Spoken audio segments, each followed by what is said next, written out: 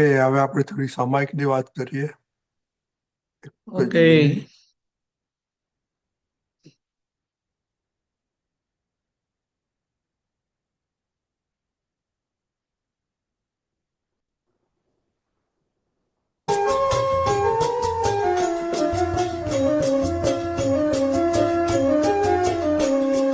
છુપા રાખવા પડે છે જે કોઈ કામ,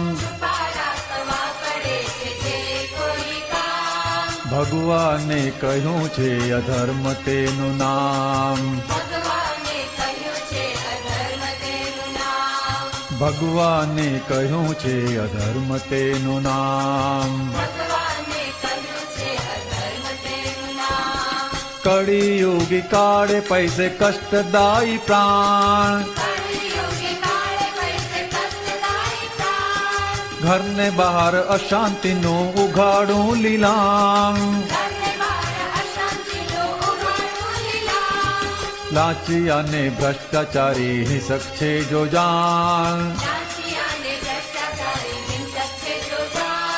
કૃષ્ણ સુદર્શન છૂટું છે દુષ્ટતા નિકાલ. અભક્ષ્ય ખાન પાને ઘરમાં ટાંકું ધ્યાન, ઘોર કર્મી રાક્ષસી ત્રિજ્વરા દુર્ધ્યાન. ઢાંકવા પડે જ્યાં લુગડા કરી કાળા કામ, લોક નિંદ્ય આચારોથી પાછો વળી જાણ. લોક નિંદ્ય કુચારિત્રે આગે પીછે હાં, મોઢે ભલે બોલે નહીં પણ પીછે નિંદા લાણ. લોક નિંદ્ય થયા નથી જેના દેહ કામ, કળી કાળે ટેવાને એ લોક પૂજ્યમાન. મહાવીરનું વૈજ્ઞાનિક વિતરાગ જ્ઞાન, રૌદ્ર આત દુર્ધ્યાને ચોગતિ મોહકાન. દાદા પાસે બધી પૂંચી વાળું મોક્ષદાન, મનુષ્યને પમાડ છે પૂર્ણ ધર્મ ધ્યાન.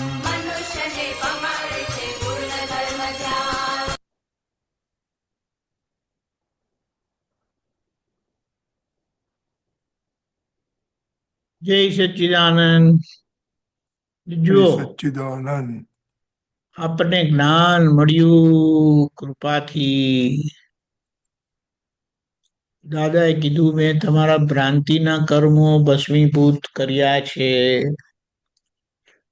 પણ આખો વ્યવહાર અકબંધ રહ્યો છે. એટલે આપણા ડિસ્ચાર્જ કર્મો જે છે તે ખુલ્લા કરાય એવા છે નહીં, ઢાંકવા પડે. એટલે ત્યાં એને સમજીને ધીમે ધીમે એની પાછળ પ્રતિક્રમણ રાખીએ. કારણ કે આત્મધર્મ પ્રાપ્ત થયા પછી, એટલે સમયસાર પ્રાપ્ત થયા પછી ઉદ્ગલ સાર એટલે પૂતગલ ધર્મ સ્વરૂપ થઈ જવું ઘટે. ધર્મ સ્વરૂપ એટલે open to sky, no secrecy, everything is open to sky. પણ આજે આપણે જોઈએ કે કંઈક આપણા જીવન વ્યવહાર એવા છે ને કે એને આપણે ઢાંકવા પડે છે. તો જે છુપા રાખવા પડે છે તે સમજી લેવાનું કે એ વ્યવહાર ધર્મ સ્વરૂપ નથી, તો એના પ્રતિક્રમણ કરવાના છે વ્યવહાર દ્રષ્ટિથી. પછી આજે એટલા બધા દોષો કરીને આવેલા છે ને, જેના કારણે પૈસા ઇઝીલી કમાવાતા નથી. એટલે બહુ કષ્ટ કરવું પડે, અને એના લીધે ઘરમાં ને બહાર બધી અશાંતિ રહ્યા કરે, ઉઘાડું દેખાય એવું. પણ ધીમે ધીમે આ દાદાના સત્સાધનો જે આપણને મળેલા છે, એ સત્સાધનની આરાધનાથી આપણો આખો વ્યવહાર ધીમે ધીમે કરીને એવો ચોખ્ખો થતો જાય છે કે જોયું છે કે જે ભીડવાળા જીવનના સંજોગો હતા, પૈસાની ભીડ હતી, સખત બહુ મુશ્કેલીઓ હતી, તે બધા આત્મનિર્ભર એટલે સ્વતંત્ર થઈ ગયા, દેવા અને બધું ચૂકવાઈ ગયું. પણ જ્યાં લાંચિયા ને ભ્રષ્ટાચારી છે, એ હજી સંજોગો આપણને હોય તો આપણે જાણવું કે કશેક આપણો અંદરનો ભાવ રહેલો છે. સ્વભાવમાં આવી ગયા પણ એ કચરો રહેલો છે, તો એને પણ હવે આપણે સમજીને એનો ઉકેલ લાવવાનો છે. કારણ કે એ બધી દુષ્ટતા, નબળાઈઓ, કમજોરીઓ, ખામીઓ નીકળી જાય એવી સાચી સમજણ, સુદર્શન આપણને પ્રાપ્ત થયું છે, સમકિત બળ પ્રાપ્ત થયું છે, સમ્યક દર્શન પ્રાપ્ત થયું છે, ત્યાં બધો કચરો નીકળી જાય. હવે જે આડાઅવળા ખાણા પીના જે બધા કે જેનાથી આખી પ્રકૃતિ હાલી જાય, કારણ કે એને આપણે એમ કહીએ, એક બંદૂક છે, એમાં રબરની બુલેટ હોય તો કેવી અસર હોય, લાકડાની બુલેટ હોય તો કેવી અસર હોય, મેટલની બુલેટ હોય તો કેવી અસર હોય, સામાન્ય ગન પાવડર હોય એની અસર કેવી હોય, અને પાવરફુલ ગન પાવડર વાળી જો બુલેટ હોય તો સામું ટાર્ગેટ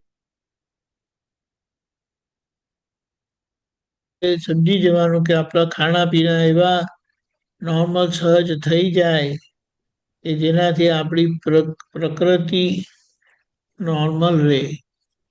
એમાં બધી ઉત્તેજના ના આવે, એગ્રેશન ના આવે, જુનૂન ના આવે, ઉગ્રતા ના આવે. કારણ કે જેવું ખાય એવા વિચારો આવે, એવી વાણી વર્તન થાય પછી. એટલે અહીંયા ખાવા પીવામાં હવે એ વિવેક રાખીને ધીમે ધીમે એની મેળે આ જાગૃતિ જેવી છે. આ તો આપણે ઔપચારિક વાત કરીએ છીએ, પણ આ જાગૃતિ, શુદ્ધાત્માની જાગૃતિ જેવી છે કે જેમ જેમ જાગૃતિ વધશે તેમ તેમ આ બધું અવળું ખાવાનું, અવળું રહેવાનું, અવળું જીવન બધું ફેરફાર થતો જશે. ઘોર કરવી હવે ખરેખર જોવા જઈએ તો કે ને કે આપણી કંઈક પુણ્ય હતી એટલે દાદા મળ્યા, જ્ઞાન મળ્યું.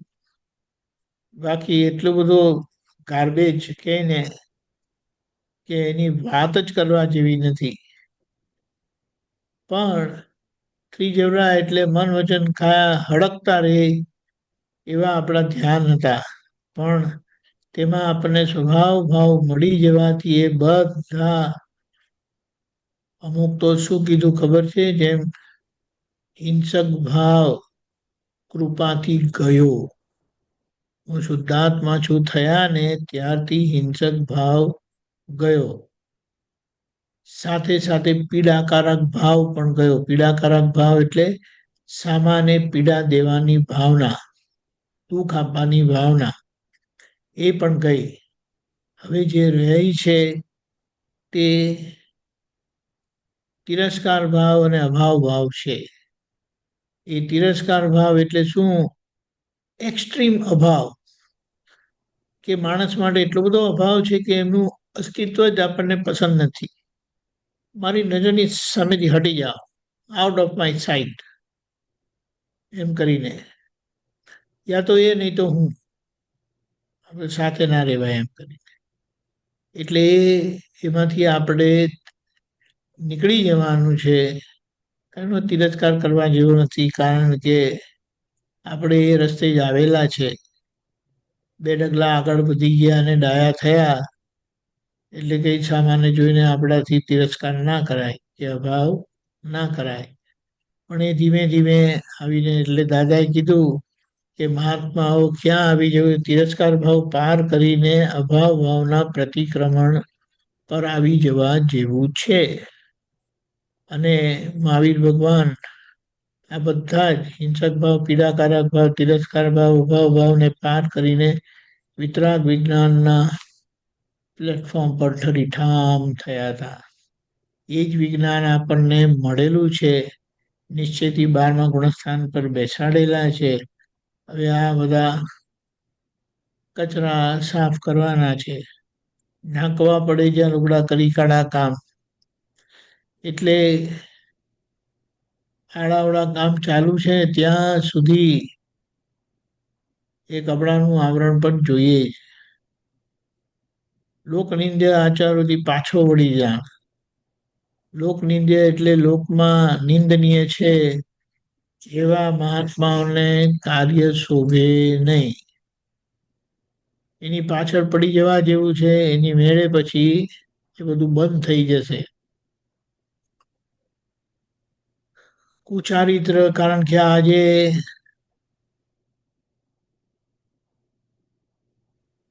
એટલે કુચારિત્ર, કુશીલ, એ બધું જે બધો માલ પડેલો છે,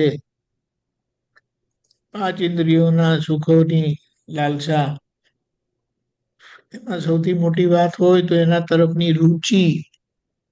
રુચિ એટલે ઇન્ક્લિનેશન, ભોગવવાની ઈચ્છા.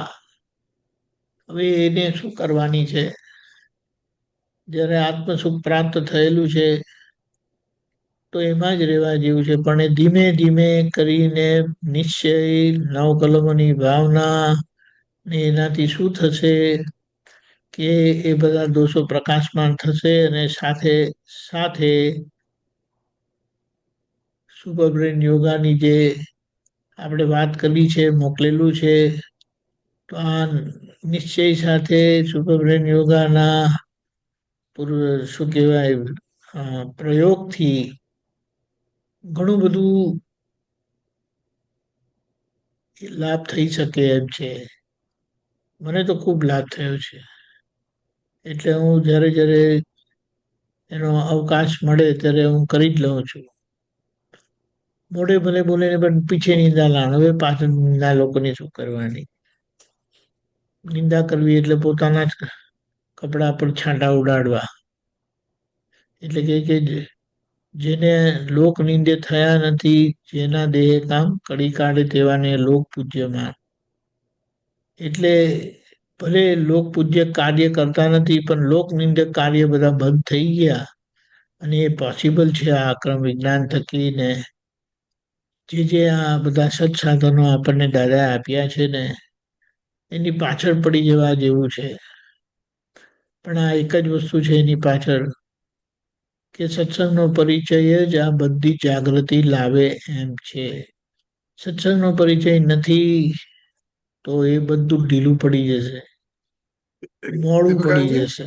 જ્ઞાન મળ્યું છે એ જાગૃતિ વિશેષપણે કામ કરે તે માટે આનો લાભ લેવાનો છે. મહાવીર ભગવાનનું વિતરાગ વિજ્ઞાન, એ વૈજ્ઞાનિક વિતરાગ વિજ્ઞાન આપણને જેમ છે તેમ એમના હૃદયમાં જે હતું તે આપણને પ્રાપ્ત થયું છે.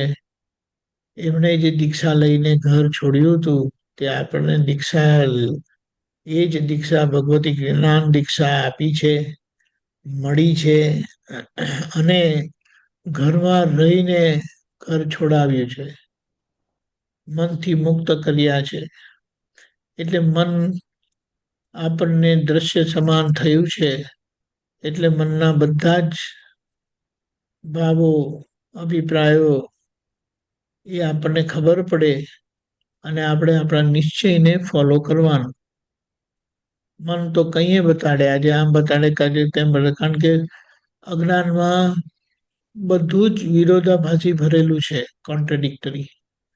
એટલે આજે અહીંયા પોઝિટિવ બતાડે, કાલે નેગેટિવ પણ બતાડે, પણ આપણે આપણા નિશ્ચયને ફોલો કરવાનું, તો પછી મન આખું એવું થઈ જાય. એને શું કીધું કે આ બધી વસ્તુને શું કીધી? મરજિયાત કીધી. જ્યારે આપણી મરજી ફરજ થઈ જાય તો પછી જીવન કેવું થઈ જશે? જેમ કર્મના બધા પરિણામ સંજોગો ફરજિયાત કહેવાય, જીવન વ્યવહાર બધો ફરજિયાત કહેવાય, અને આ મોક્ષ માર્ગનું એ મરજિયાત કહેવાય, ઓપ્શનલ કહેવાય. ઓપ્શનલ આપણું કમ્પલસરી થઈ ગયું તો કલ્યાણ જ થઈ જાય. અને મુખ્ય વસ્તુ આર્ત ધ્યાન, રૌદ્ર ધ્યાન, ચોગતિ મુકાણ, એટલે એ બધું ભલે ડિસ્ચાર્જ રૌદ્ર ધ્યાન, ડિસ્ચાર્જ આર્ત ધ્યાન છે આપણા, પણ એ સમજી લેવાના કે બધી મુશ્કેલી લાવે. દાદા પાસે આપણને બધી ચાવીઓ આપેલી છે. મોક્ષ તો આપ્યો, સાથે વ્યવહારની બધી ચાવીઓ આપી છે કે પૂર્ણ ધર્મ ધ્યાન ખુલ્લું થાય તો પૂર્ણ શુક્લ ધ્યાન એટલે મોક્ષની અનુભૂતિ થાય. અને એ જ્યારે સંપૂર્ણ વાર ધર્મ ધ્યાન થયું તો એ ચારિત્ર લોકોનું સર્વસ્વ ધ્યાન કરશે. એ ભાવના સાથે એ જ પુરુષાર્થમાં રહીશું અને આ સત્સંગનો પરિચય આપણને બધી રીતે મુક્ત કરશે. જય સચ્ચિદાનંદ. હે દીપકાનજી, તમે યસ, નિંદાની વાત કરી તો અભાવ તિરસ્કાર ઇઝ ઓલ્સો પાર્ટ ઓફ એમાં ને, નિંદામાં જ આવી જાય. એમાં જ આવે ને. પણ અભાવ તિરસ્કાર શું છે? અંદર છે. નિંદા it is expressive outside. અભાવ તિરસ્કાર તમારી ઇનર ફિલિંગ છે. હા, ઓકે. એવરીવન્સ ઇનર ફિલિંગ છે, ઇનસાઇડ ફિલિંગ છે. એ બહાર દેખાય નહીં, બહાર એક્સપ્રેશનમાં કે ઇન્ટરેક્શનમાં નહીં આવે, પણ નિંદા ઇન્ટરેક્શનમાં આવે કે આ આવા છે, પેલા આવા છે કરીને. Right? Okay, okay. Ya, okay, okay. ખ્યાલ આવી ગયો. ઓકે, તો એ નિંદા ઇઝ અ પાર્ટ ઓફ અભાવમાં જ આવે ને. અભાવ થાય ત્યારે પછી નિંદા શરૂ થાય. Right, right, right, right, right. Okay, okay, absolutely.